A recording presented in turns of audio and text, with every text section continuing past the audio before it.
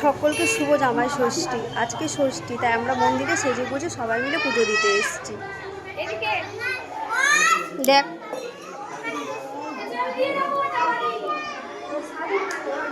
তো দেখো এটা আমাদের শিব মন্দির। শিব মন্দিরটা তৈরি হচ্ছে এখনো।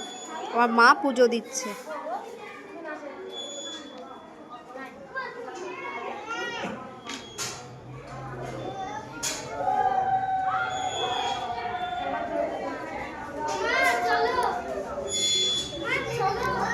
এই যে আমার বোন, নতুন ষষ্ঠী। এটা দিদি।